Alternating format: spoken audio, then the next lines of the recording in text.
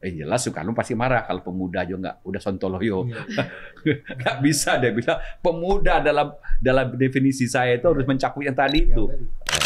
Dulu sebenarnya waktu kita mau merdeka relatif itu kan banyak yang ngurus Republik usianya muda. Betul. Soekarno jadi waktu mereka presiden tahun umur berapa ya waktu itu?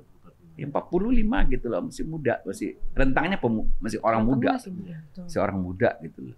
Mengata tua sedikit gitu loh, dan banyak orang-orang masih muda-muda semua waktu itu. Nah, jadi tentu zaman itu idealisme masih tinggi gitu ya. Jadi semua Itu masih menjadi pelopornya lah ya. pasti menjadi pelopor Di dan muda ya. di usia muda. Nah, tapi begini, kita melihat sekarang bahwa tantangan zaman, bahwa sekarang kan relatif kita sebenarnya tidak lagi mempersoalkan umur dalam pengertian biologis nih. Gitu loh. Umur dalam pengertian biologis. Jadi banyak orang gitu ya umurnya masih muda secara biologis, tapi mindsetnya mindset orang tua, apa gunanya?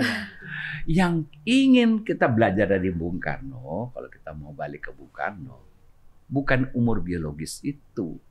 Jadi yang disebut dengan Bung Karno tadi, 1000 orang tua bisa bermimpi, 1 orang pemuda bisa mengubah dunia, itu mindset maksudnya.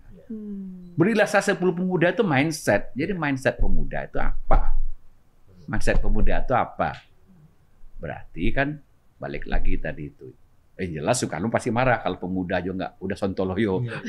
Nggak bisa dia bilang pemuda dalam definisi saya itu harus mencakup yang tadi itu. Berhati besi. Iya, bermental baja.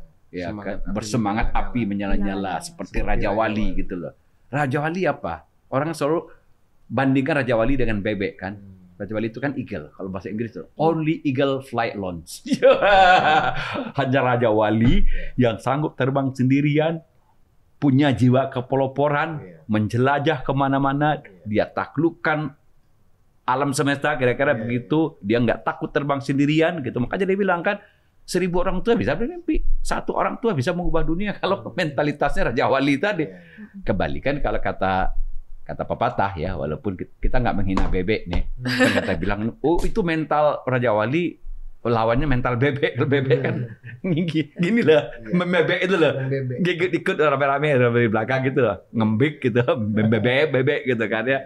Nah, itu kira-kira digiring aja, nggak punya kreativitas, nggak punya kepeloporan, diem gitu loh, status quo aja gitu loh, nggak ada keinginan untuk bangkit gitu loh, pokoknya dikemandoin dulu, kan bebek itu loh, membebek aja ya gitu loh, nggak punya pendirian. Nah, nggak punya pendirian, nah itu penting. Jadi kalau kita bilang apa tuh karakter? Karakter itu adalah ukurannya orang yang punya pendirian yang kuat, kukuh di dalam. Jadi kalau kata teori-teori psikologi, karakter itu kan asal katanya karesein. Karesein itu cetakan. Seperti apa kalau bahasa Latin itu cetakan akar gitu loh. Jadi dia berakar di dalam, sudah ada cetakan yang kuat. Dan itu dia akan memancar. Dan dia sekali karakter itu terjadi, dia nggak bisa digoyang-goyang orang. Dia nggak akan pelin-pelan. Seperti Raja Wali tadi. Dia nggak akan membebek. Gitu loh.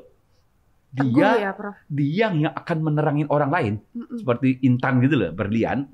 Berlian kalau Anda masukin ke ada lumpur atau misalnya istilah ini karakter kuat itu juga kalau psikologi sekarang mengukurnya dengan apa yang disebut dengan resiliensi. Dia tahan banting.